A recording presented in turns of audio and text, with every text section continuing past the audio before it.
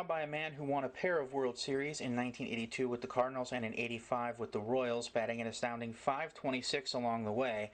But it was the heroics in Game 6 of that '85 Fall Classic that solidified Dane Iorg's name in Royals lore forever, when he delivered a one-out, two-run single off of Cardinals fireballer Todd Worrell in the bottom of the ninth to give the Royals a 2-1 win and made a Game 7 possible, which Kansas City won the next night. Dane, how are you today? I'm doing great. Thank you, Landon. Good. So let's start right there. Game 6 of the 1985 World Series. The Royals are down 1-0 with one out and the bases loaded.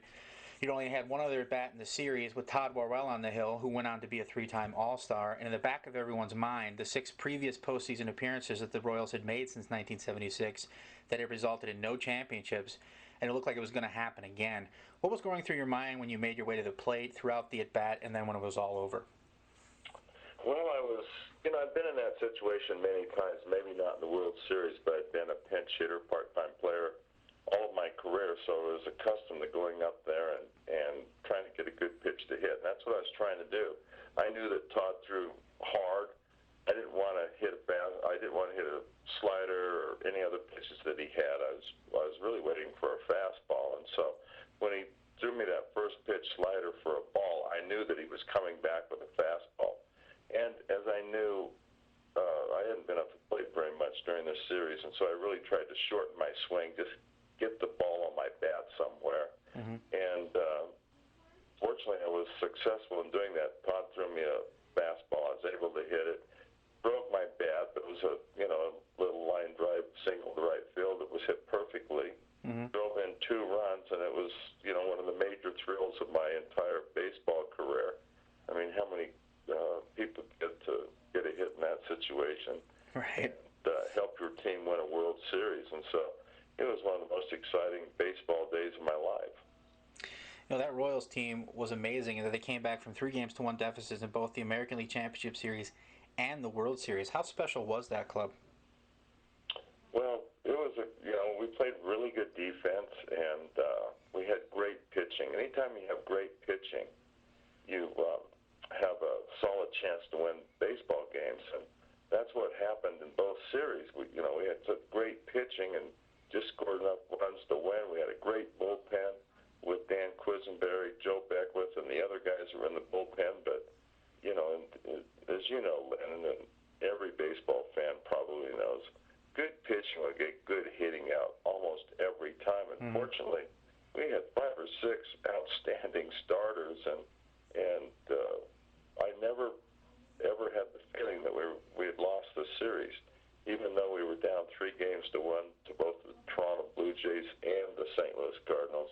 When you have great pitching like we had, you are never out of a series. Mm-hmm. Well, you talked about the great pitching. I mean, you had Charlie Leibrandt, Mark Gubicza, Danny Jackson, but I think sometimes people get caught up in whether or not someone's a Hall of Fame pitcher or not, even though he's clearly not going to go into the Hall of Fame. Can you talk a little bit for the people who maybe never saw him pitch, for the people who do remember pitching? How good was Bret Saberhagen? Well, in my opinion, Bret Saberhagen was as good a pitcher as I've ever had on any team that I ever played on. I mean, he could throw the baseball in a teacup. He had a good fastball, good slider. He had a presence on the mound that he was never afraid. Even though he was such a young pitcher, he always had composure. He could deal with situations. He had very strong confidence and high confidence in himself. And, he had amazing stuff. He was a really, really tough pitcher to hit because he had such great control, threw hard, and he could change pitches, throw every pitch over for a strike. So you could never concentrate on one pitch. And Bret was a very, very strong competitor. I can't say enough good things about Bret as I look back on my career and the way that he pitched. When he was healthy, I don't think there was a better pitcher in baseball than Bret Saberhagen. Mm-hmm. And you talked about your career there, the incredible success we alluded to a little bit in the open there with the World Series. 10 hits in 19 at-bats. That is truly extraordinary. What was it about that big stage that brought out the best in you? I don't know. I've always had that kind of a penchant for getting big hits in big situations, and I'd get really excited and ready, and I would be focused, and I could get myself in a situation where I could go up and really have situation when I'd come to the plate in those situations. I think that's mainly what it's all about. I had composure, but I also was really focused on the situation and how to handle the situation. And I really think, even though, I used to get upset when people would talk about experience when I was a young player, trying to make it to the major leagues, that they needed experienced veterans. And here I was a young man trying to claw my way to the major leagues. But really, I maybe not in such a significant situation in that pitch hitting appearance, but throughout my career, I've been in a lot of really, really important situations as a pinch hitter to win games, to face the best relief pitcher the other team had. I've done that on numerous occasions. And so I kind of had an approach that I knew that I needed to take with me when I'd go to the plate in those situations. And like I said, I knew that because I had experienced it previously, that when Todd threw me that first pitch slider for a ball, I knew I could set on his fastball, even though he threw really, really hard, 95, 96. I don't know how hard he threw, really hard. I could concentrate and just look for one pitch after that. And like I'd say, I shortened my swing so I couldn't take a long swing because I hadn't been to the plate very many times during the series. And if you're not up there and you kind of lose your timing a little bit. And so I shortened way up and just tried to get a short, quick swing on the ball. And fortunately, everything came through, and I was able to do that. So let's talk about the current Royals for a moment. As a former player who made a couple playoff appearances with the club, but also as a baseball fan, and for the people of Kansas City, what does it mean that the Royals are back to playing winning baseball again? Well, I think it's very, very significant because when you're a town like Kansas City, and I have nothing but good things as I look back on my experiences in Kansas City, what a great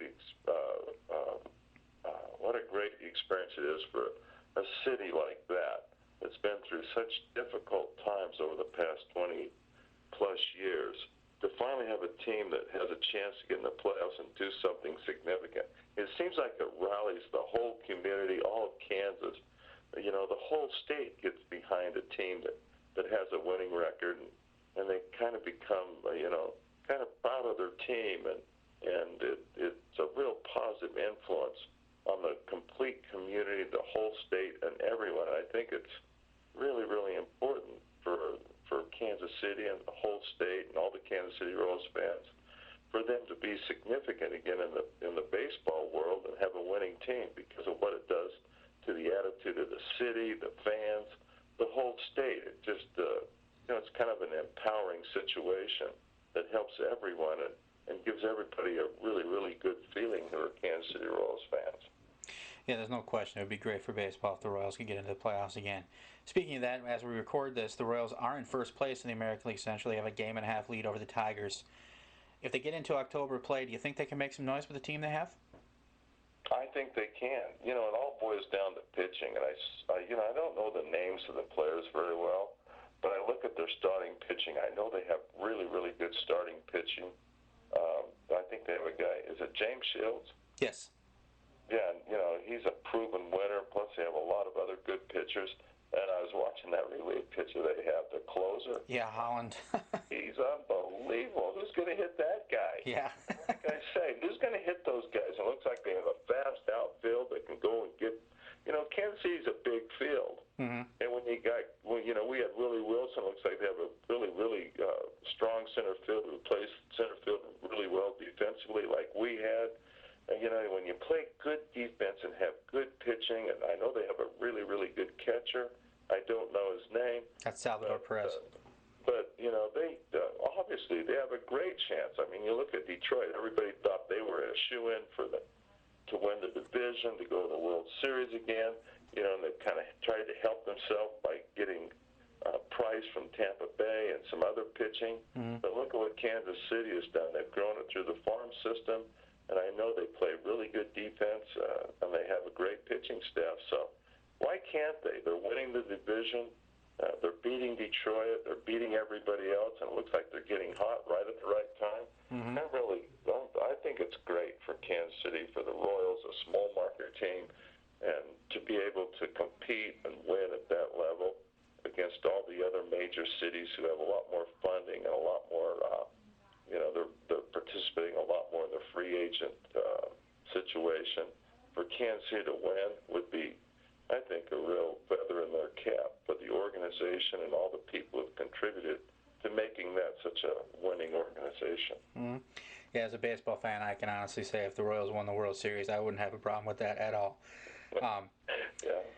I looked over your career home run list, and you'd gone yard off the likes of Louis Tiant and Dwight Gooden, but I saw you got Jim Bibby twice. And, when I think back, I think a lot of people think back to this 79 We Are Family Pirates pitching staff. It's always about Burt Blyleven and John Candelaria, Kent Tekulve. Jim Bibby was a really tough big league pitcher, though, wasn't he? Oh, gosh, he threw hard. Big guy. Yeah, he threw really hard. I got him twice in one game, and it's kind of funny because we'd play the Pirates again, and Willie Stargell and Dave Parker, be doing batting practice and pregame stuff, and they'd say, "Hey, Bibby, there's Dane, the Babe Ruth Iorg." They're always teasing Bibby about that. But, just kind of a lucky night for me. I was, I don't know, he threw me 2 fastballs, and I was able to get him up in the air. I surely wasn't a home run hitter, but that night I was against Bibby, and I always remember that. And the Pirate, those guys over there, they never let him forget it. He'd laugh, he'd joke about it, but he was a really good big league pitcher. There's no question about it. You spent a decade in the majors, and your brother Garth played 9 with the Toronto Blue Jays. Growing up, could you ever imagine that you would both reach the big leagues and spent as much time as you did? No, that was a dream come true. Both Garth and I, my dad, our dad, I should say, was a real baseball fan, and so many places we'd go, visit relatives, friends, or whatever. He'd always throw a bat and ball and a couple of gloves in the trunk of the car because we'd terrorize the homes if we went in, and he didn't want us in there, upsetting everybody and getting into mischief. So he'd make us stay out in the yard and play baseball and play catch and stuff. Well, they went in and had, the conversations that they needed to have with their relatives or friends or whatever. And so we always had a baseball and glove. I actually grew up in a little tiny town in Northern California called Blue Lake, California. The population was probably 800 people. The average rainfall per year was over 30 inches a year, and so a lot of rain and right by the ocean. It's a beautiful, beautiful place, but never, we always played baseball, but the seasons were really short because of the weather. But who would ever expect that the two of us come from it was a real sawmill town. There was like 5 sawmills, redwood being the principal product they produced. And Garth and in fact, I had another brother, Lee, who got the AAA with the Mets, and we were always playing baseball or football or basketball or whatever, and had great support from my parents, my dad, my mother, and they were always behind us and took us places and did things, but the town was only 800 people, so, when you'd say you wanted to be a Major League Baseball player in that town, everybody would laugh at you, but, fortunately, Garth and I were able to accomplish that dream, and Garth's still a coach now. He's a first base coach for the Milwaukee Brewers, and they're in first place. Kansas City's in first place, so I'm having a great baseball season sitting here in my office at home. We talked about 85. Your Royals played Garth's Jays in the American League Championship Series that year. What was that like going out there playing for the pennant against your brother? Well, it was interesting. We had a lot of talk back and forth, and when they got up 3-1, it was interesting because Garth's wife Patty thought they were a shoe-in and was preparing for the World Series with the Toronto Blue Jays. And I remember we went out to dinner that night, and I said, Patty, I wouldn't say too much. With our pitching, we have great starters, and they're all lined up, ready to go. And even though we're behind 3-1, we have Quiz and Beckwith in the bullpen. I go, man, you guys are going to have trouble scoring runs, I guarantee it. And she didn't want to hear that, and I don't think she talked for me for like 2 years after that because I'd warned her, and she was all prepared and a major letdown. So, but it wasn't my fault. I didn't do anything, But we were a really solid, good team with great pitching, great bullpen, great defense, and that's with one superstar, George Bret. Mm-hmm. That can be a winning combination, and so you proved that, we kind of proved that when you have those type of assets on your team that, that you're hard to beat. We were a really hard team to beat, and we played really hard. We all got along, and everybody was pulling for everybody else, and it was kind of a team effort with one great player. Mm-hmm. You talk about sibling rivalry and whatnot. I'm sure, you guys were a support system for each other moving up, but then when it comes to that type of sibling rivalry, do you ever have occasion to kind of give Garth the business a little bit about knocking him out of the playoffs? I mean, come Thanksgiving or anything, do you ever get a little chippy with him? Oh, not really. I know he feels really bad about it because every major league player's dream is to play in a World Series and be on a World Championship team, and so I don't really want to go there because I don't want to make him feel bad. But Toronto was a really, really good team that year. Yeah. And, everybody in baseball who knew baseball thought they were a shoo-in to go to the next level of the playoffs, which would be the World Series. Mm-hmm. But the Kansas City Royals and the people that we had, I mean, it was like I say, over and over again, we had such great pitching, and that's hard to beat. I mean, that's really hard to deal with. And I think you look at the Royals now, and with that stopper they have in the pin, and my brother has told me because I think they played the Royals, he said they have guys that can really throw hard in that bullpen. Yeah. And they have great starters, and if you play good defense, if you catch the ball and field the ball and throw the ball accurately, you're a tough team to deal with because the other team's not going to score very many runs, and so you're in every game. I remember when I played for the St. Louis Cardinals, Whitey Herzog, we had the great Bruce Sutter in the pen. Mm-hmm. And we had a strong bullpen. He said, he'd tell us in spring training, he says, look, guys, we don't have to beat him for 7 innings. He said, if we get the 8th and 9th, it's over. And at that time, Landon, as you probably know, you're stopping the bullpen through 2 innings. I mean, It was not unusual for Bruce Sutter to go out and, get 5 or 6 outs. Right. And nobody could hit that split finger that he had. I don't care who you were. I faced him when he played for the Cubs. That pitch was impossible. and so we beat him for 7 innings, and that's how we did so well in St. Louis. And when I got to Kansas City, it carried over. You're not going to score off Quisenberry. You're not going to score off those guys. They're the best pitchers on the team, really. Mm-hmm. So, we're such a fortunate player to be kind of a bench warmer, part-time player, that type thing, to be able to play with 2 great organizations, with great players, with great people. And, that's something I've always felt blessed about and thankful for, is that I was with 2 great organizations that had such solid major league teams. Mm-hmm. So then, finally, what keeps you busy these days? I have a nutritional distributorship that I have. Oh, okay. Been very good to me, very successful. I think I have the greatest nutritional product in the world. I travel throughout the United States and Southeast Asia. I got to go to Europe in a couple of weeks, and that's what I do now. And I promote products that are nutritionally sound, that are all backed by science, and that nobody can argue with, and they're all natural, no harmful side effects. And that's what I do now. I've been doing that now for over 14 years, and it's been just incredibly good to me. And again, I've been very thankful for that as well. I'm glad things are going real well for you, and I really appreciate taking a few minutes to talk with us here today. It was a lot of fun. Thanks a lot. Okay, you're welcome, Len, and you have a great day. Thanks so much. Yep, take care.